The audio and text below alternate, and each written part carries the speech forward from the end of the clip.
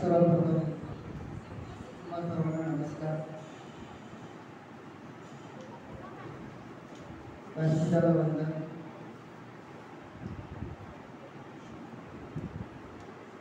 तुमच्या शाळेच्या सन्माननीय मुख्याध्यापिका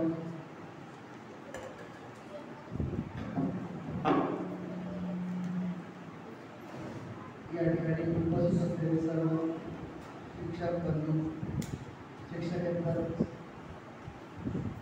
सर्व सहकारी कर्मचारी, या सर्वांना अभिवंदन करतो. आणि आता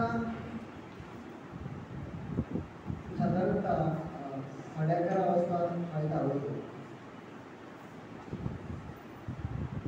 आणि थोडा मॅडमशी वगैरे गप्पा मारल्या.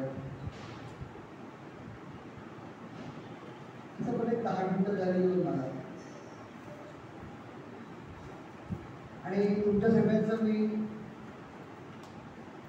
निरीक्षण करत होतो. असं म्हणणं चुकीचं आहे. त्यापेक्षा तुम्ही सगळे माझं निरीक्षण करत होतं.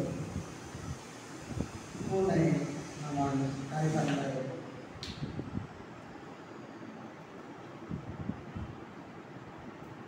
तुमच्याकडे समोर फलक आहे, त्यावर माझं नाव लिहिलं आहे, वक्ते प्रशांत शिंदे.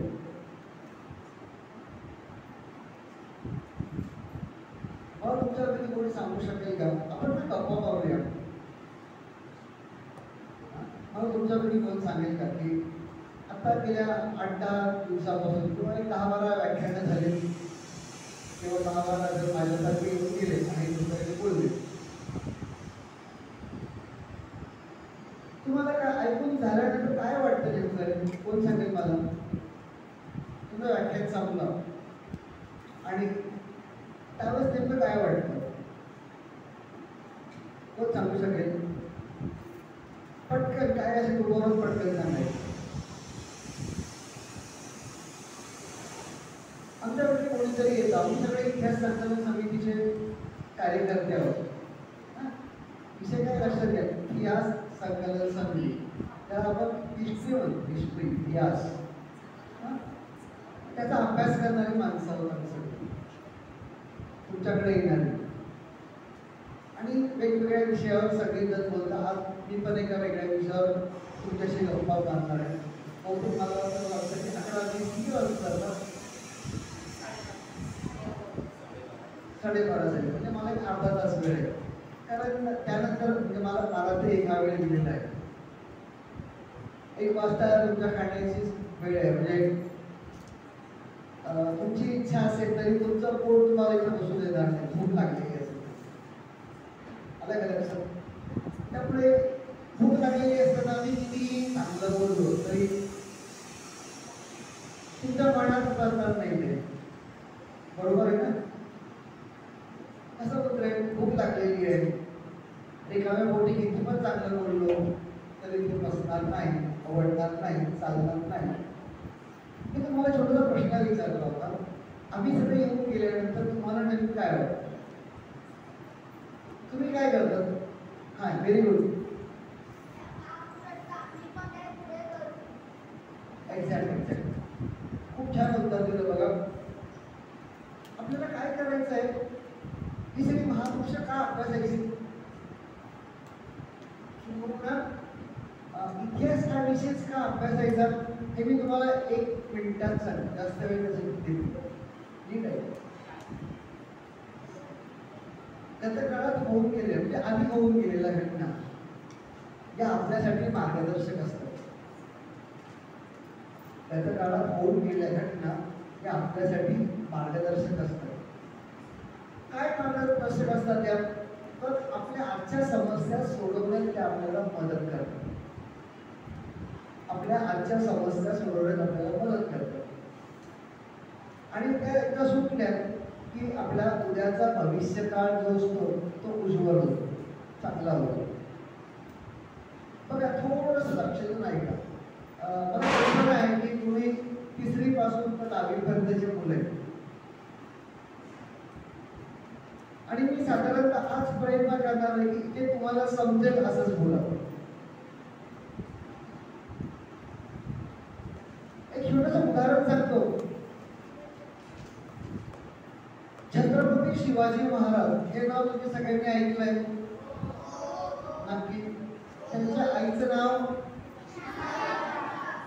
जिजाबाई.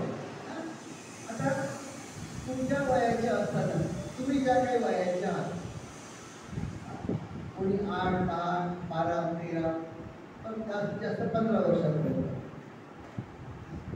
या वयाच्या कालखंडातच त्या जिजामातेने, म्हणजे छत्रपती शिवाजी महाराजांच्या आईने त्यांना अशाच गोष्टी सांगितल्या ज्या तुम्हाला इथून सांगितल्या जातात. त्या गोष्टींचा त्यांना त्यांच्या वर्तमान कालखंडामध्ये उपयोग झाला. एक उदाहरण म्हणून सांगतो, म्हणजे पटकन. तुम्हाला सगळ्यांना अफजल खान माहिती आहे, आणि त्या अफजल खानाचा वध महाराजांनी वाघनख वापरून केला होता, बरोबर आहे. तुम्ही जर इतिहासाचा बारकाईने अभ्यास केला तर तुमच्या लक्षात येईल की या वाघनखांचा वापर शिवरायांच्या आधी कोणीच इतिहासात केला नव्हता. बघा, तुम्हाला जेवढा काही इतिहास तुम्हाला आठवतो, तुमचं वय खूप मोठं आहे असं नाहीये, तुम्ही खूप अभ्यास केला असंही नाही, पण तुम्ही जेवढा इतिहास बघितलाय, समजून घेतलाय, त्या तुमच्या लक्षात येईल की अरे या वाघनखांचा वापर पूर्वी कधीच कोणी केला नव्हता. मग महाराजांना कशी वाघनखं सुचली? तर जिजामातेने, म्हणजे जसे आम्ही तुम्हाला विविध गोष्टी सांगतो तशाच गोष्टी आपल्या लहान सुबाला सांगितल्या होत्या पुराणात. आपल्या पुराणामध्ये कथा आहे, ती कथा तुम्हाला माहिती आहे बऱ्याच जणांना. ती कथा सांगणार नाही, फक्त ते शब्द सांगतो. नरसिंहाची कथा आहे, आणि या नरसिंहाने कोणाचं पोट फोडलं होतं? एकदम बरोबर.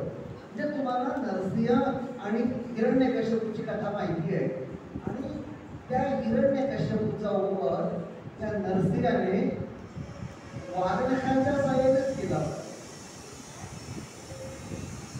मग नरसिंहाने वापरलेली वाघनखं त्यानंतरच्या कालखंडात प्रचंड मोठा कालखंड निघून गेलेला आहे, किती माहिती नाही आपल्याला, पण तो पुढे छत्रपतींनी केलाय आणि त्यानंतर कोणी केलाय नाही माहिती. लक्षात घ्या. पण मी इतिहासात ऐकलेली एक गोष्ट माझ्या वर्तमानात येणाऱ्या एका समस्या सोडवायला नक्की वापरतो. तुमच्यापैकी जे 3रीला आहेत ना त्यांना कदाचित आठवणार नाही, पण तुमच्यापैकी जे 8वी, 9वी, 10वीला आहेत त्यांना थोडंसं आठवेल. 2-3 वर्षापूर्वी आपल्याकडे कोविड नावाची साथ आली, प्रत्येकाला माहिती आहे. बघा, मी तुम्हाला काय सांगतोय, इतिहासाचा आपल्याला काय आणि कसा उपयोग होतो, काय ऐकायचं आहे हे रोज आम्ही सांगतोय, त्याचा काय उपयोग आहे आम्हाला हे आधी मला कळायला हवं की नाही. त्या एका मुलीने सांगण्याचा प्रयत्न केला, फार छान उत्तर दिलं, मला आवडलं, बोलली ती काही. हे बोलणं फार महत्वाचं आहे. बसल्या बसल्या टिपल्या बावल्या करणं, याला बोट लाव त्याला पेट लाव, यात असतो काही जणांना आनंद, पण याहीपेक्षा मला तर काही विचारणा होते तर पटकन उभं उत्तर देणं ही खूप महत्वाची गोष्ट आहे की जी त्या मुलीने केली. आपला विषय चालू होता असा, हिरण्यकशिपूचं उदाहरण तुम्हाला सांगितलं, कोविडचं उदाहरण सांगितलं. कोविडचा आपण सामना कशा प्रकारे केला, कोविडवर मात कशी केली, तर आपण इतिहासाचा आधार घेतला. यापूर्वी अशा प्रकारच्या साथी, अशा प्रकारचे आजार केव्हा आले होते आणि त्यावेळेस आपण त्या साथीवर, त्या आजारावर कशा प्रकारे मात केली, काय केलं आणि त्यावर विजय मिळवला, हे आपण इतिहासाकडून शिकलो. ते सगळे नियम आपण कोविड कालखंडात पाळले आणि त्या कोविडवर लस शोधली, कोविडवर मात केली आणि ती मात केल्यामुळे आज आपण सगळे या ठिकाणी इथं उपस्थित आहोत. थोडक्यात काय बाळांनो, गतकाळात होऊन गेलेल्या घटनांचा उपयोग माझ्या वर्तमानातील समस्या सोडवण्यासाठी मी करू शकतो, करतो आणि म्हणून त्यांनी ऐकल्या पाहिजे, समजावून घेतल्या पाहिजे आणि त्या आधारे जर माझ्या समोर एखादी समस्या असेल तर ती समस्या सोडवण्यासाठी मला गतकाळात होऊन गेलेल्या एखाद्या घटनेचा खरंच उपयोग होतो आहे का ते समजून घेणं आणि त्या आधारे त्या समस्येवर मात करणं आणि माझं पुढचं आयुष्य हे अधिक उज्ज्वल आणि चांगलं करणं हे या देशातल्या प्रत्येक महापुरुषाने केलेलं आहे. प्रत्येक व्यक्तीने केलंय, प्रत्येक क्रांतिकारकाने केलेलं आहे, प्रत्येक राष्ट्रपक्षाने केलंय. नीट लक्षात घ्या. इथे आल्यानंतर मी काही वाक्य वाचतील. समोर बघा एक छान वाक्य पाठीमागे वरती केलंय, काया वाचा मन हेच खरे आभूषण, त्याचे करावे जतन निरंतर. तो शब्द मन आहे ना बाळांनो, या मन शब्दावर मी तुम्हाला एक छोटीशी गोष्ट सांगतो. गोष्ट आवडते की नाही ऐकायला? मुलांना गोष्टी आवडणार नाही असं होणारच नाही, 100% आवडत. सानेगुरुजी साधारणतः 3री-4थीला असतील त्यावेळीची गोष्ट आहे. लहान होते.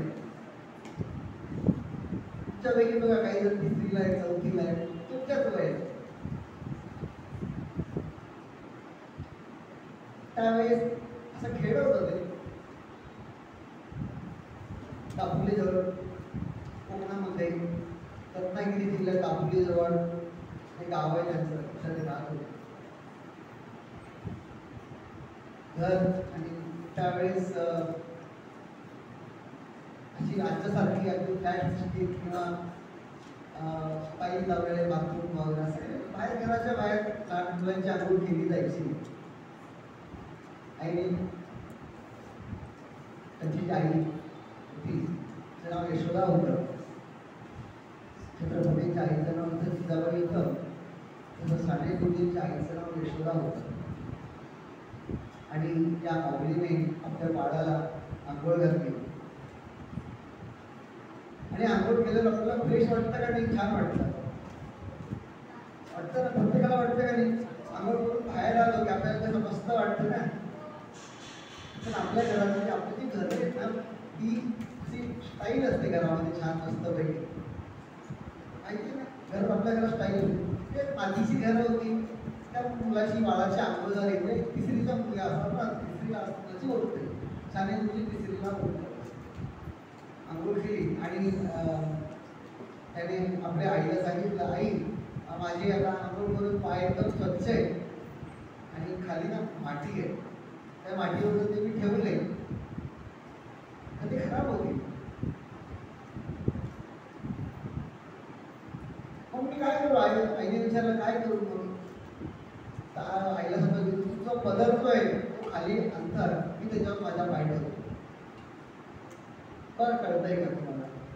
तो माझा तुझा जो पदर आहे खूप खाली अंतर, मी त्याच्यावर पाय ठेवून चालतो, म्हणजे माझे पाय ओले सुकून जात माझ्या पायाला माती टाकणार. बघा लक्षात ठेवा, मी तुम्हाला गोष्ट कोणती सांगतोय, त्या मनाची, जे तुमच्या इथे दिले काया वाचा मन, त्यातला मन, त्यात पुढे दिले बघा, हेच खरे आभूषण. आभूषण म्हणजे काय रे? आभूषण म्हणजे काय? अलंकार, नाही का? हेच खरे आभूषण. आणि मग त्या यशोदा माऊलीने आपल्या बाळाला उचलून घेतलं कडेवर. त्या माऊलीने, तुमच्या आई पण तुम्हाला कधी कधी का असे ना उचलून घेते ना, तशी त्या माऊलीने सुद्धा आपल्या बाळाला कडेवर उचलून घेतलं. त्याला तिसरीला बाळ होतं, त्या तिसरीचा मुलगा, त्याला कडेवर उचलून घेतलं. त्याचे पाय आपल्या साडीची त्यावेळेस पदर असं म्हटलं जातं, साडीचा पदर त्या साडी पुसली गेली. त्यावेळेस नऊवारी पातळ म्हणून पाया दिसायच्या, हल्ली फार क्वचित दिसतात. त्या कार्यक्रमांना वगैरे असेल फॅशन म्हणून चालतात, पण त्यावेळेस नऊवारी साडी असायची आणि त्याच्या प्रकारच्या त्याला दुसरा एक सुद्धा अजून लुगडं असेल नंतर, तर त्याच्याने ते पुसलं आणि बाळाला एकच वाक्य म्हटली. ते वाक्य तुम्हाला माहिती आहे? कुणाला माहिती आहे? हात वर करा. त्यावेळेस त्या माऊलीने आपल्या बाळाला एक वाक्य सांगितलं. कोणतं वाक्य आहे सांगितलं? आता नीट आहे का ते वाक्य? आई बाळाला म्हणते, बाळा तशी तळपायाला घाण लागू नये. बघा लक्षात, जशी तळपायाला घाण लागू नये म्हणून तू काळजी घेतोस ना. बघा लक्षात, जशी तळपायाला घाण लागू नये म्हणून तू काळजी घेतोस ना, तशीच घाण मनाला लागू नये याचीही काळजी घे. तशीच घाण आपल्या मनाला लागू नये याची तू काळजी घे. आई एवढं त्याला व्यवस्थित सांगतो. ते त्या बाळाने ऐकलं, त्याला त्याच्या बालबुद्धीला यातलं जे काही समजलं, म्हणजे आता तुम्हाला जेवढं कळतंय ना तेवढंच त्यावेळेस तुमच्याच वयाची झाली गोष्ट. तुम्हाला जेवढं यातलं कळालं तेवढंच त्या बाळाला कळलं. काय कळलं? की मला माझ्या तळपायांना घाण लागू नये याची जशी काळजी घ्यायची आहे, तशीच माझ्या मनालाही घाण लागू नये म्हणून मला काळजी घ्यायची. पण एवढं कळालं होतं की मला वाईट नाही बोलायचं आहे, मला चांगलं ऐकायचं आहे, मनामध्ये वाईट विचार येता कामा नये.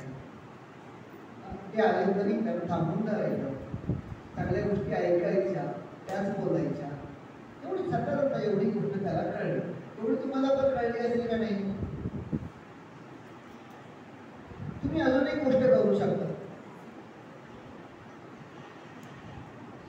तुमचा वेळ झाला की सांगा बरं का मला. मी कितीही वेळ बोलतो तुम्हाला काही असं वाटणार नाही. बोलत राहायला मला फार आवडतं. पण प्रश्न असा आहे की तुमच्या भूकेशी संबंध आहे आणि त्यामुळे तुम्हाला कंटाळा आला आणि तुम्ही जरी सांगितलं ना कोणी की सर आता बस जरा थांबूया, लगेच थांबू त्या ठिकाणी. आता एक पुढची अजून एक छोटीशी गोष्ट सांगतो.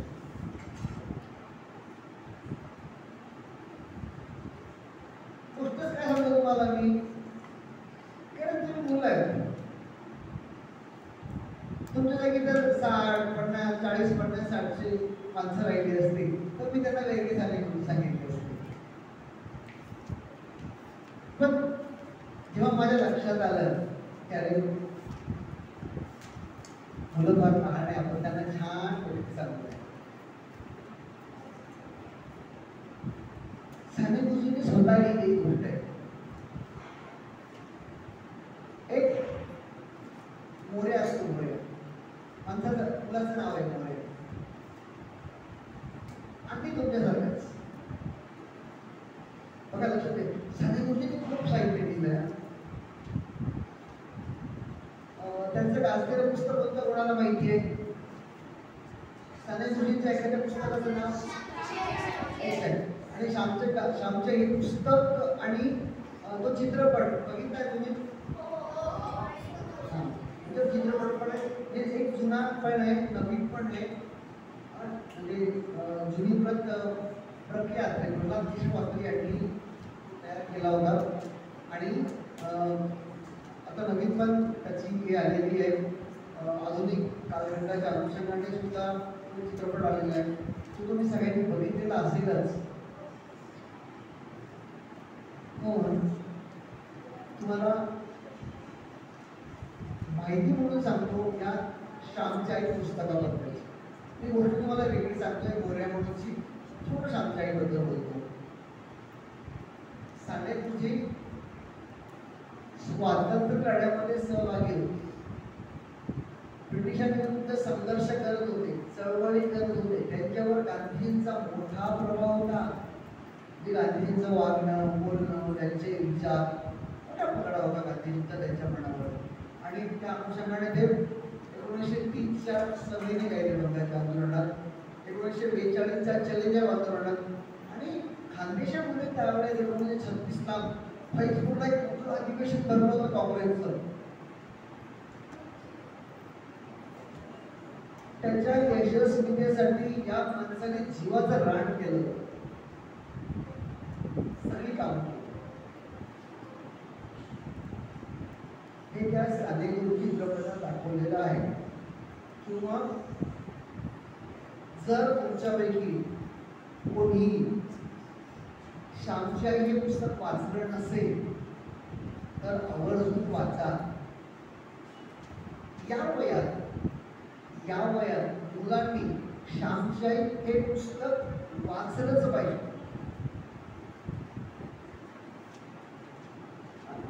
नसेल वाचलं तर वाचा.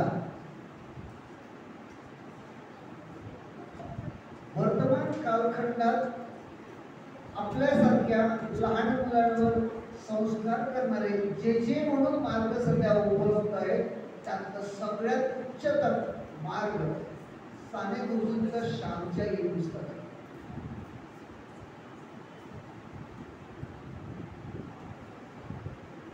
साने गुरुजींचं निधन झाल्यानंतर त्या ठिकाणी प्रज्ञात्रेंनी भाषण केलं होतं. ते मोठे साहित्यिक आहे प्रज्ञात्रे, त्यांना लेखक म्हटलं जातं. ते चित्रपट निर्माते पण होते. त्यांनी त्यावर त्या साने गुरुजींच्या जीवनावर चित्रपट तयार केला. आणि योगायोग बघा काय गंमत आहे, गंमत नाही आहे, गोष्ट दुःखाचीच आहे पण त्यात पण गंमत आहे. गोष्ट दुःखाचीच आहे पण त्यात पण गंमत आहे. प्रज्ञात्रेंनी श्यामची आई हा चित्रपट बनवला आणि प्रदर्शित केला. याच कालखंडात प्रज्ञात्रेंच्या आईचं निधन झालं. याच कालखंडात प्रज्ञात्रेंच्या आईचं निधन झालं आणि आपल्या आईच्या अस्थी विसर्जनासाठी ते गंगे वाहण्यासाठी म्हणून काशीला गेले होते, गंगेवर गेले होते. आईच्या अस्थी गंगेमध्ये वाहत असताना तिथून बाहेर आले आणि त्यावेळेस आमच्यासारखी टीव्ही नव्हते, रेडिओ होते. बातम्या ऐकल्या आणि बातम्यांमध्ये त्यांना बातमी कळाली की श्यामची आई या चित्रपटाला सुवर्ण कमळ राष्ट्रपती पदक जाहीर झालंय. ते तसेच तिथून दिल्लीला गेले कारण त्यांना बोलवून आलं होतं. त्यानंतर वार्ताहर परिषदेमध्ये ते बोलले की मी माझ्या आईच्या अस्थि विसर्जनासाठी गेलो होतो. बघा लक्षात घ्या, माझं वाक्य नीट ऐका. मी माझ्या आईच्या अस्थि विसर्जनासाठी गेलो होतो. येताना श्यामच्या आईचं सुवर्ण कमळ घेऊन आलो. येताना श्यामच्या आईचं सुवर्ण कमळ घेऊन आलं. बघा लक्षात घ्या, मला माहिती आहे की यातल्या किती गोष्टी तुम्हाला समजत असतील, पण तरी सांगतो. मला तुम्हाला मी गोष्ट सांगतोय की मोर्या नावाच्या मुलाची आहे. गोष्ट स्वतः गुरुजींनी केली. कुठेची गोष्ट आहे, खूप वेळ नाही, एका मिनिटात समजेल. दिलंय का ती सांगताना पण मला अजून एक गोष्ट तुम्हाला सांगायची, छोटीशी वेगळी आहे. मोर्याची सांगतो काय, तुम्ही काय करायचं सांगतो. रोज माझ्यासारखे वेगवेगळे छान छान वक्ते तुमच्याकडे येत आहेत. मी काही छान बोलतोय असं मला नाही म्हणायचंय बाळांनो, पण माझ्यासारखे वक्ते तुमच्यापर्यंत येत आहेत आणि तुम्हाला खूप छान छान माहिती सांगते. तुम्ही एक काम करायचं, याच्या आधी घर बसा आपला आनंदच आहे, पण नसेल तर असा करा.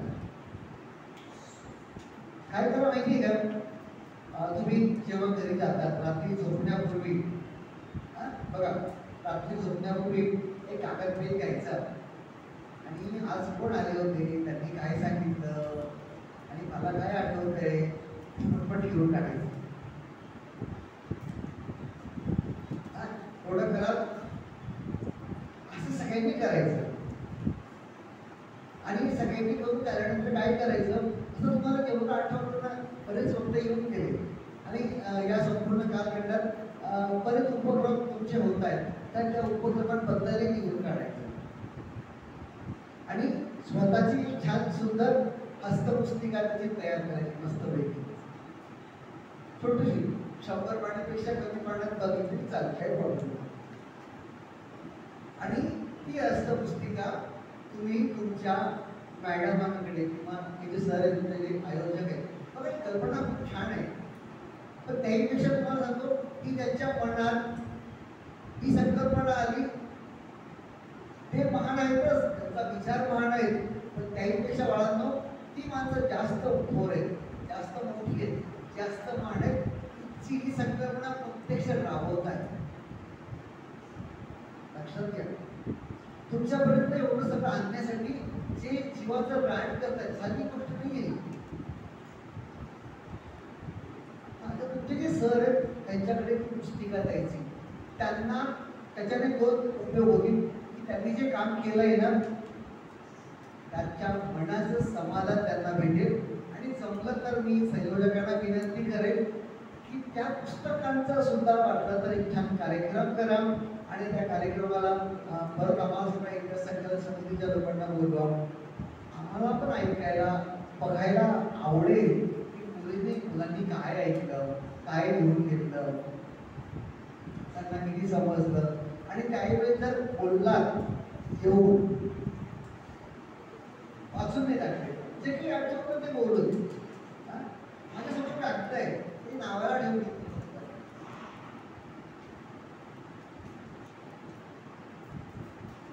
असं आपल्याला जे काही ते ओरली बोलता आलं पाहिजे, असा एक प्रयत्न करायचा. तुम्हाला मी बोलू शकता असं तुम्ही बोलायचं.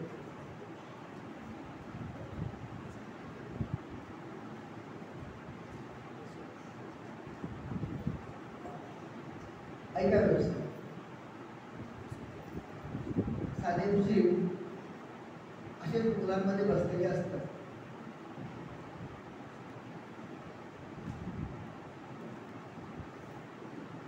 त्यांचं एक प्रिय वाक्य आहे, मुलं फार आवडायची. ते म्हणायचे, करील मनोरंजन जो मुलांचे, बघा लक्षात घ्या, करील मनोरंजन जो मुलांचे, जडेल नाते प्रभूशी दयाचे. करील मनोरंजन जो मुलांचे, जडेल नाते प्रभूशी दयाचे. जो मुलांचं मनोरंजन करेल ना त्याचं ईश्वराशी नातं तयार होईल. मुलांमध्ये जेवढा ईश्वर आहे तेवढा कुठंच नाही आहे. काही मुलं लिहिताय, काही मुलं ऐकताय, नाही का? हा, तर एक मोरे नावाचा मुलगा असतो, असे तुम्ही जसे बसलेले आहात तसेच, आणि तुमच्या समोर त्याच्या बसलेले होते आणि आता कसं की माईक वगैरे आहे, मला तुमच्या बसता येणं शक्य नाही, असं बसलं तरी काही प्रॉब्लेम नाही आहे, पण कसं तरी आवाज पोचणार नाही वगैरे किंवा आहे व्यवस्था तर किती वापरू शकते. आणि मुलांना मोठे सांगत होते की मोर्या नावाचा मुलगा असतो. हा जो मुलगा आहे ना, हा फार खोडगळ असतो, खड्याळ असतो, नाठाळ असतो, त्याला त्रास दे, त्याला त्रास दे, त्याचं नाव घे, याचं नाव घे, याची चिमटी काढ, त्याचे केस ओढ, त्याचा शर्ट ओढ, त्याची पॅन्ट ओढ, नको ते उद्योग करायचं. मग एक दिवशी या मोऱ्याची कुर्सी मोऱ्याला बोलवतो आणि त्याला सांगतात की तुझे करतो ना, त्याचा मला खूप आनंद आहे, खूप आवडतं मला तुझे. पण मला एक सांग म्हणे, खाली बसला होता, खाली बसलं म्हणजे काय, तुम्ही जिथं बसला आहात शतरंजी आहे, शतरंजीच्या खाली स्टाईल आहे, स्टाईल. तुमच्या समोर स्टेज आहे, तिथं हा फळा आहे, तुमच्यावर लाईट आहे, फॅन आहे, आणि हे सगळं खूप छान आहे, सुंदर आहे. हे सगळे तुम्हाला आनंद देतात, सुख देतात. हा माईक आहे, मी बोलतोय, माझा आवाज तुमच्यापर्यंत पोहोचतोय, हे सगळं घडून आणणारी जी माणसं आहे ती सगळी महान आहे. बघा, लक्षात घ्या, हे साने गुरुजी कोणाला सांगतायत? त्या मोऱ्याला सांगतायत.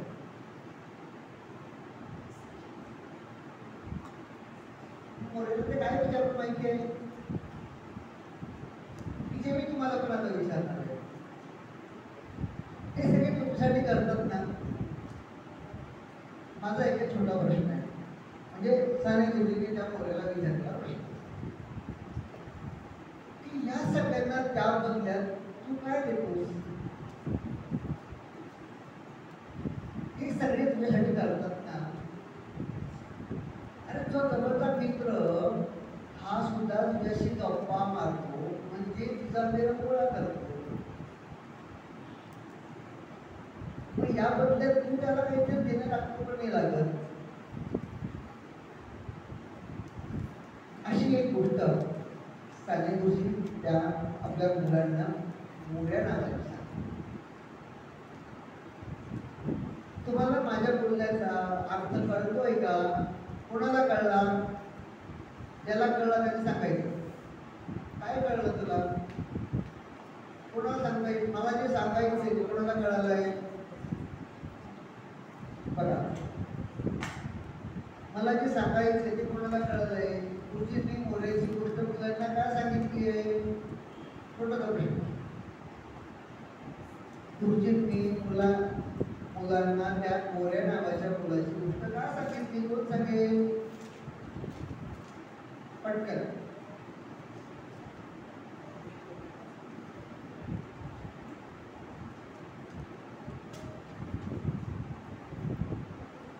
कोण सांगेल?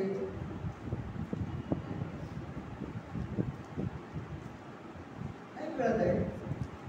तू आपण केला होता ना.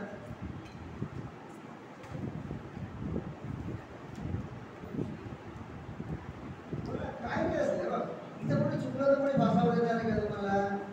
रागवणार आहे, मारणार आहे, शिक्षा करणार आहे? आपण बोलतो असलं पाहिजे, बोलतं झालं पाहिजे. कधी बोलणार आपण? चला बोला, कोण बोलेल?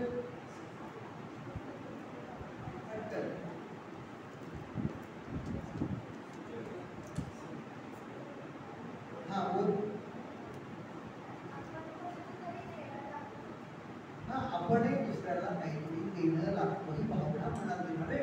माझ्यासाठी एवढे सगळे करतायत, तर मी दुसऱ्यासाठी काहीतरी केलं पाहिजे, ही भावना आपल्याला निर्माण होणं ही फार काळाची गरज आहे, की मी दुसऱ्याला काहीतरी देणं लागतो.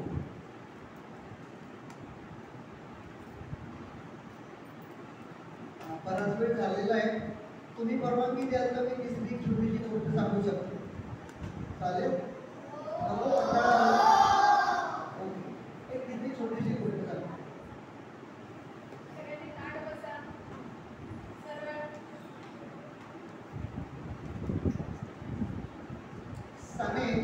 श्याम हा तुमच्यासारखा वयाचा असताना खेळत होता, तुम्हाला मी आधी सगळं सांगितलं. त्याला काही लहान तुम्हाला जसे मित्र होते तसे त्याला पण, आणि या वयाचे मुलं बघा, लक्षात घ्या, एक 10-12 वर्षाची मुलं 4वी-5वीला असणार, ती मुलं खेड्यामध्ये एकत्रितपणे विहिरीवर पोहायला जायची. बघा, लक्षात घ्या, विहिरीवर पोहायला. तुम्हाला आवडतं का पोहायला? पोहायला येतं? आता ज्याला पोहायला येतं त्याची गोष्ट वेगळी आहे, पण ज्याला पोहता येत नाही, बघा लक्षात घ्या, ज्याला पोहता येत नाही त्याला पाण्याची भीती वाटते, बरोबर आहे? त्याला पाण्याची भीती वाटते. मग या श्यामला सुद्धा पोहता येत नाही. जेव्हा जेव्हा मुलं जायची तेव्हा ती त्याला चिडवायची, मित्रा, किंवा काय कसं चिडवतात तुम्हाला माहिती आहे. तुम्ही एकमेकांना चिडवत असाल चांगल्या प्रकारे. आपल्याला काहीतरी आलं तर एवढं लागेल, समोर त्याला चिडवता येत, बरोबर आहे? तर मुलं पण त्याला चिडवत होते. आईला रोज वाटायचं की असं काय करायचं. श्यामची फार हुशार होती, ती वेगळ्या अर्थाने हुशार होती. शाळेत गेलेली नव्हती बाळा, श्यामच्या शाळेत गेलेली नव्हती, पण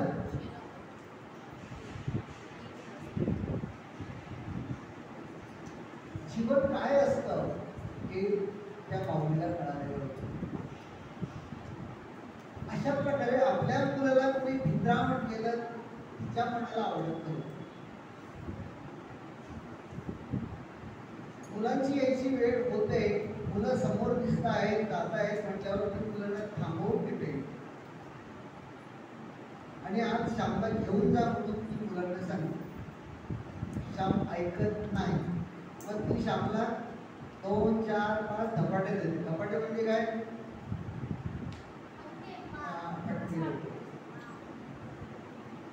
मग आता आईने एवढं जोरात मारल्यामुळे साहजिकच श्यामला जावं लागतं, मुलं त्याला घेऊन जातात.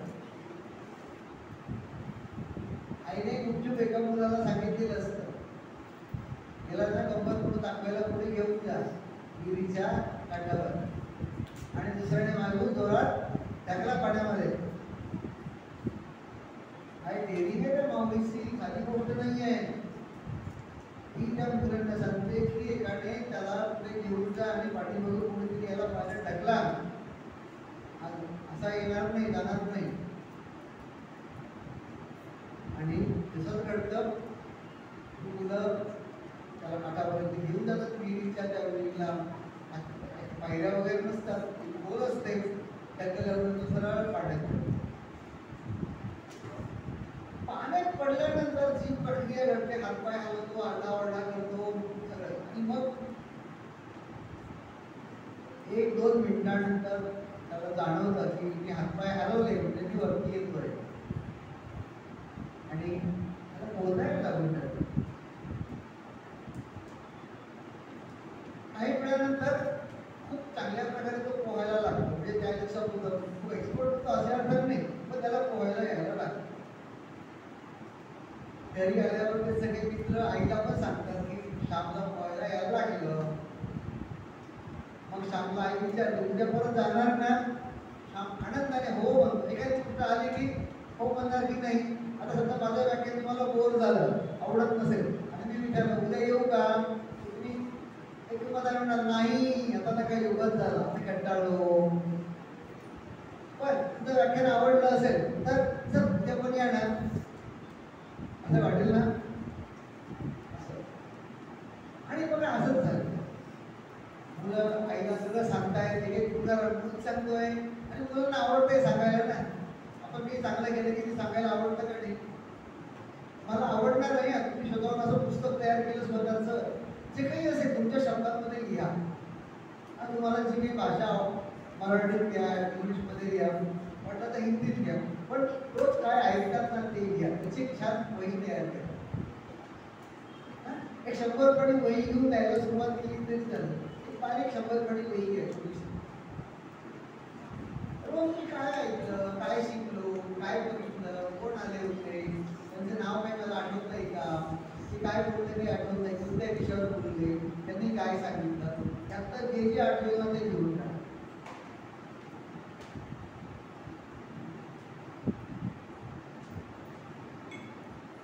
श्याम घरी आल्यानंतर आई श्यामला जवळ घेते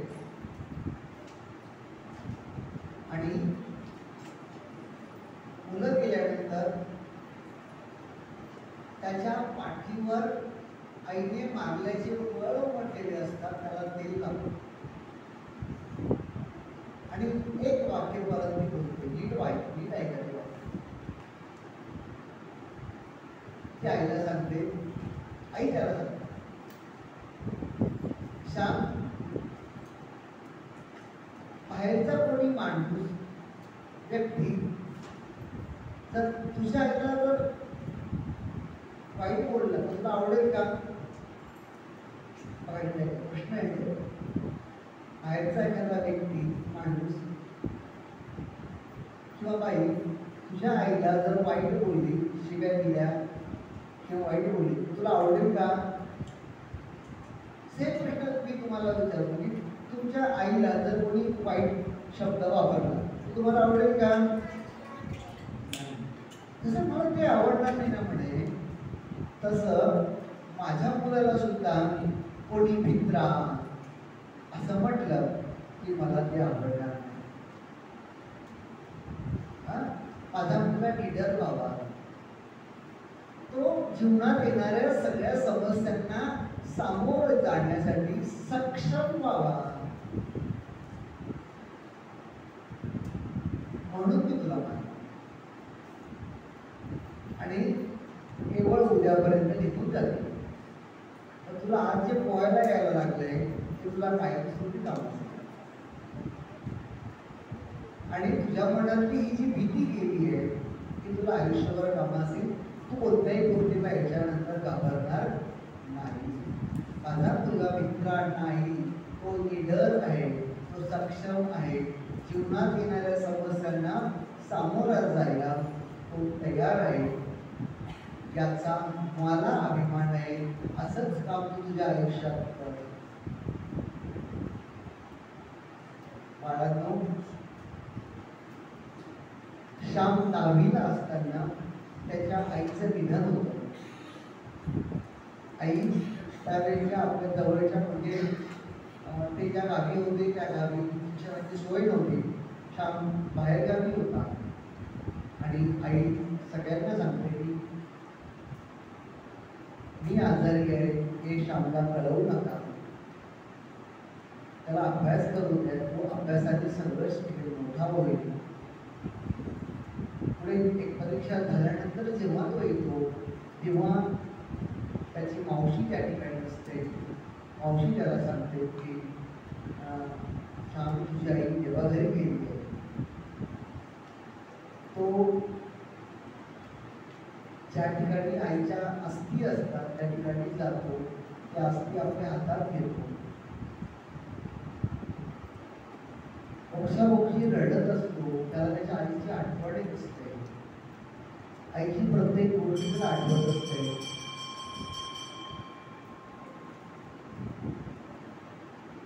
पण श्यामला त्या ठिकाणी आईचा आवाज परत एकदा ऐकू येतो. आई त्याला म्हणते, बाळा मी तुझ्या जवळच आहे. ही भूमाता ही जमीन, हिलाच तू आता आई मान, तिची केलेली सेवा ही मला नक्की मिळेल. आणि अशा प्रकारे श्याम पुढच्या आपल्या आयुष्याला सुरुवात करतो. खूप मोठा व्यक्ती होतो, त्याचं नाव होतं, एवढा मोठा होतो की सारख्या एका साहित्यिकाला त्या व्यक्तीवर चित्रपट काढावासा वाटतो आणि देश पातळीवर त्या चित्रपटाचं कौतुक होतं, त्याला राष्ट्रपती पदक कमळ मिळतं. आजपर्यंतच्या चित्रपटाच्या संपूर्ण इतिहासामध्ये केवळ 2च चित्रपटांना सुवर्ण कमळ मिळालेलं आहे. त्यातला पहिला चित्रपट श्यामची आई आणि दुसरा चित्रपट आत्ताच एक 18 वर्षापूर्वी तो मिळाला श्वास म्हणून, त्याच्या लेखिका आपल्या ढोंबोलीतल्याच होत्या आहेत. लक्षात घ्या, इतकी मोठी व्यक्ती ही झालेली आपल्याला बघायला मिळते. व्यक्ती म्हणून मला सांगायला भरपूर साने गुरुजींबद्दल आवडेल, पण ते तुम्हाला किती समजेल त्याबद्दल मलाही शंका आहे. पण तुमच्या वयाला एवढं मानवीय सेवेत त्यांनी बोलण्याचा प्रयत्न केला आहे. यातून तुम्हाला जे काही आवडलं असेल ते जरूर लिहून काढा, तुमच्या सरांना द्या. मला अपेक्षा आहे की तुम्ही एक छान सुखाची वही करा आणि ती वही जर मला बघायला मिळाली त्या प्रत्येक वही परत मी तुम्हाला एक छान बक्षीस देईन. पण तुम्ही हे सगळं केलं पाहिजे. आलं लक्षात की सगळ्यांनी माझं म्हणणं ऐकून घेतलं. बहुतेक वेळ झाली, तुमचा वेळ झालेला आहे. मी सर्वांचे या संस्थेचे मनापासून आभार मानतो. मला ही संधी दिली त्याबद्दल आपल्या सर्वांचे मनापासून आभार. धन्यवाद.